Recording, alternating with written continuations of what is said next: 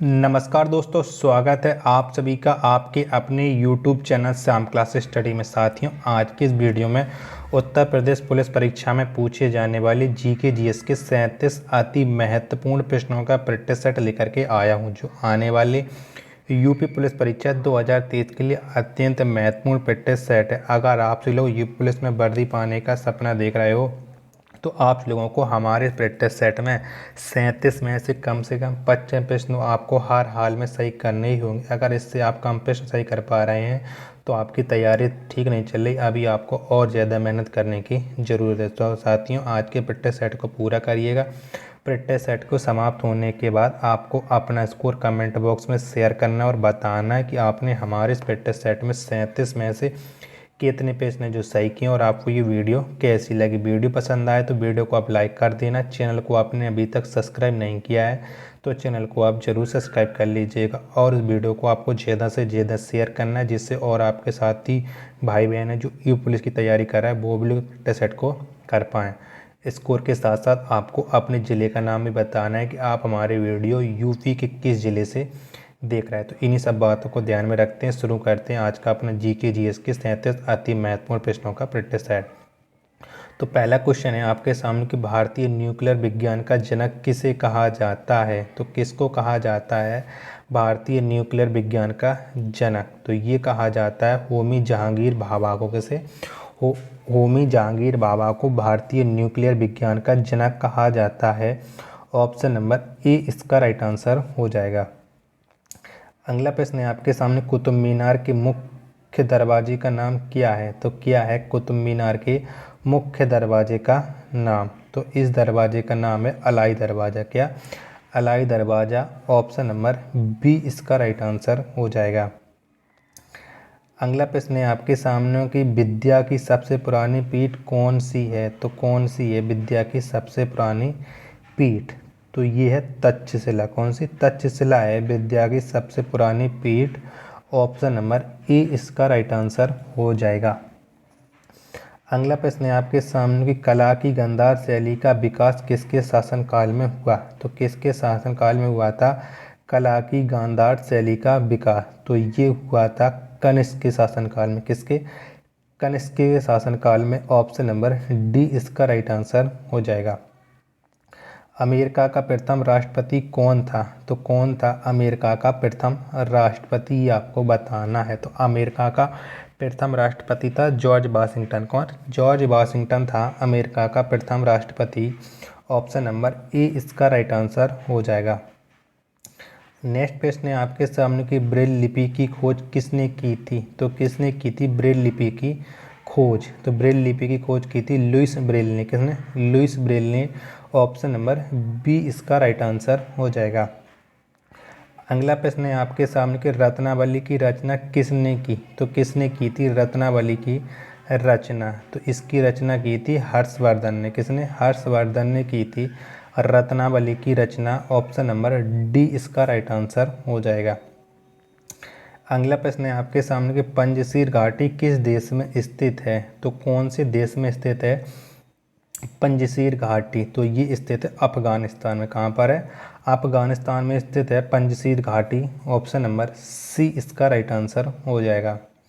महाबलीपुरम की स्थापना किसने की थी? तो किसने की थी महाबलीपुरम की स्थापना, ये आपको बताना है। तो महाबलीपुरम की स्थापना की थी पल्लव शासकों ने। किसने? पल्लव शासकों ने की थी महाबलीपुरम की स्थापना। ऑप्शन नंबर सी इसका राइट आंसर हो जाएगा। अगला प्रश्न है आपके सामने कि सूफी संतों के निवास स्थान को क्या कहा जाता है। तो क्या कहा जाता है सूफी संतों के निवास स्थान को? तो इनके निवास स्थान को कहा जाता है खानकाह है। क्या? खानकाह कहा जाता है सूफी संतों के निवास स्थान को। ऑप्शन नंबर बी इसका राइट आंसर हो जाएगा। नमक सत्याग्रह किस वर्ष हुआ था? तो किस वर्ष हुआ था नमक सत्याग्रह, ये आपको बताना है। तो नमक सत्याग्रह हुआ था 1930 में। कब? 1930 में। ऑप्शन नंबर डी इसका राइट आंसर हो जाएगा। अगला प्रश्न है आपके सामने गांधी जी के साथ नमक सत्याग्रह का नेतृत्व किसने किया था? तो किसने किया था गांधी जी के साथ नमक सत्याग्रह का नेतृत्व? तो ये किया था सरोजनी नायडू ने। किसने? सरोजनी नायडू ने किया था गांधी जी के साथ नमक सत्याग्रह का नेतृत्व। ऑप्शन नंबर ए इसका राइट आंसर हो जाएगा। अगला प्रश्न है आपके सामने कि संत कबीर का जन्म कहाँ हुआ था? तो कहाँ पर हुआ था संत कबीर का जन्म? तो इनका जन्म हुआ था वाराणसी में। कहाँ पर? वाराणसी में हुआ था संत कबीर का जन्म। ऑप्शन नंबर बी इसका राइट आंसर हो जाएगा। भारत का प्रथम सौर शहर कौन सा है? तो कौन सा है भारत का प्रथम सौर शहर? तो ये है आनंदपुर। कौन? आनंदपुर साहिब है भारत का प्रथम सौर शहर। ऑप्शन नंबर ए इसका राइट आंसर हो जाएगा।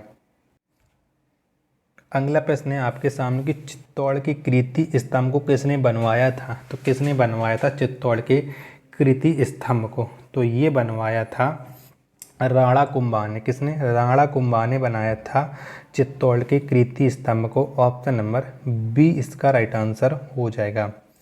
वर्ल्ड वाइड वेब का आविष्कार किसने किया था? तो किसने किया था वर्ल्ड वाइड वेब का आविष्कार? तो इसका आविष्कार किया था टिम बर्नर्स ली ने। किसने? टिम बर्नर्स ली ने किया था वर्ल्ड वाइड वेब का आविष्कार। ऑप्शन नंबर ए इसका राइट आंसर हो जाएगा। अगला प्रश्न है आपके सामने कि नींबू का डाई बैक रोग का मुख्य कारण क्या है? तो क्या है नींबू के डाई बैक रोग का मुख्य कारण? तो इसका मुख्य कारण है कॉपर की कमी। क्या? कॉपर की कमी। ऑप्शन नंबर सी इसका राइट आंसर हो जाएगा।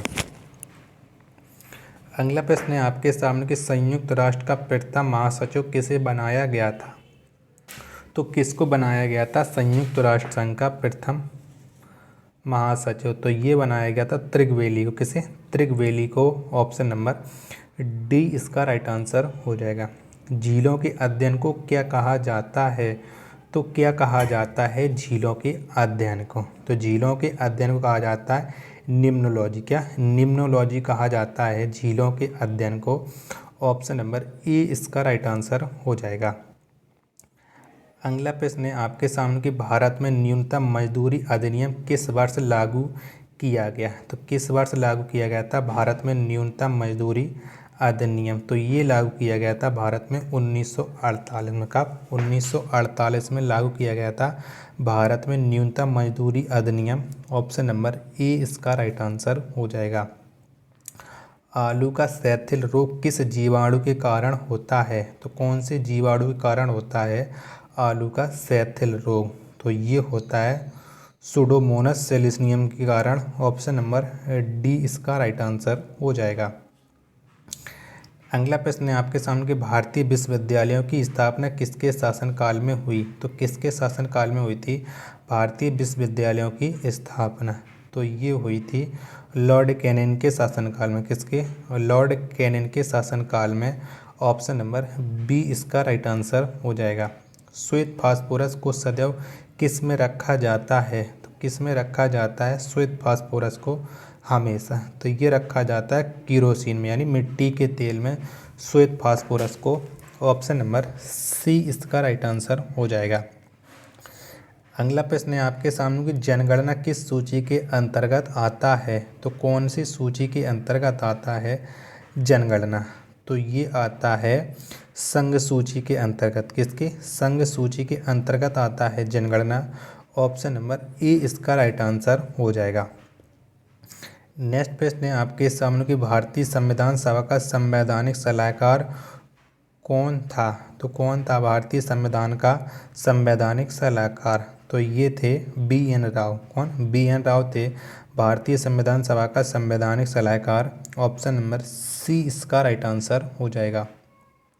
मानव के किस अंग को कैडमियम के प्रदूषण से रोग होता है? तो कौन से अंग को होता है, कौन से अंग में होता है कैडमियम के कारण जो रोग हो जाता है?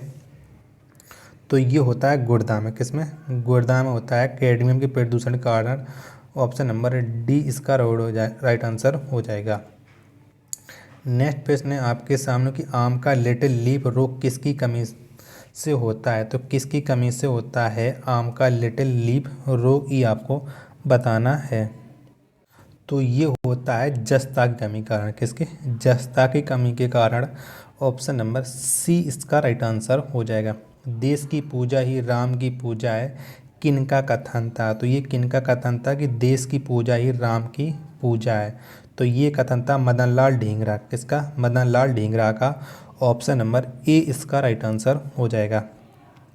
अलकनंदा और अलकनंदा और मंदाकिनी नदी का संगम कहाँ होता है? तो कहाँ पर होता है अलकनंदा और मंदाकिनी का संगम? तो इनका संगम होता है रुद्रप्रयाग में। कहाँ पर? रुद्रप्रयाग में। ऑप्शन नंबर बी इसका राइट आंसर हो जाएगा। सिनेमा का आविष्कार किसने किया था? तो किसने किया था सिनेमा का आविष्कार, ये आपको बताना है। तो सिनेमा का आविष्कार किया था निकोलस और जीन लुइम ने। किसने? निकोलस और जीन लुइम ने किया था सिनेमा का आविष्कार। ऑप्शन नंबर ए इसका राइट आंसर हो जाएगा। अगला प्रश्न है आपके सामने कि धान का खैरा रोग किसकी कमी से होता है? तो किसकी कमी से होता है धान का खैरा रोग? तो ये होता है जस्ता की कमी के कारण। किसके? जस्ता की कमी से होता है धान का खैरा रोग। ऑप्शन नंबर सी इसका राइट आंसर हो जाएगा। केंद्रीय भैंस अनुसंधान संस्थान कहाँ स्थित है? तो कहाँ पर स्थित है केंद्रीय भैंस अनुसंधान संस्थान? तो ये स्थित है हिसार, हरियाणा में। कहाँ पर? हिसार में स्थित है केंद्रीय भैंस अनुसंधान संस्थान। ऑप्शन नंबर डी इसका राइट आंसर हो जाएगा। विषाणु के कारण आलू में कौन सा रोग होता है? तो कौन सा रोग होता है विषाणु के कारण आलू में? तो ये हो जाता है मोजैक। कौन? मोजैक रोग होता है विषाणु के कारण आलू में। ऑप्शन नंबर बी इसका राइट आंसर हो जाएगा। भारत में अधिकतर वर्षा किस मानसून से होती है? तो कौन से मानसून से होती है भारत में अधिकतर वर्षा? तो ये होती है दक्षिण पश्चिम मानसून से। किससे? दक्षिण पश्चिम मानसून से होती है भारत में अधिकतर वर्षा। ऑप्शन नंबर ए इसका राइट आंसर हो जाएगा।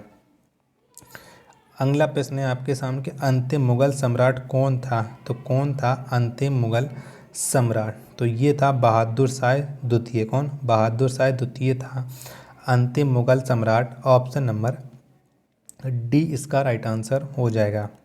राष्ट्रीय अश्व अनुसंधान केंद्र कहाँ स्थित है? तो कहाँ पर स्थित है राष्ट्रीय अश्व अनुसंधान केंद्र? तो ये स्थित है हिसार में। कहाँ पर है? हिसार में स्थित है। ऑप्शन नंबर ए इसका राइट आंसर हो जाएगा। आंवला का त्रिकोलिस रोग किस तत्व की कमी के कारण होता है?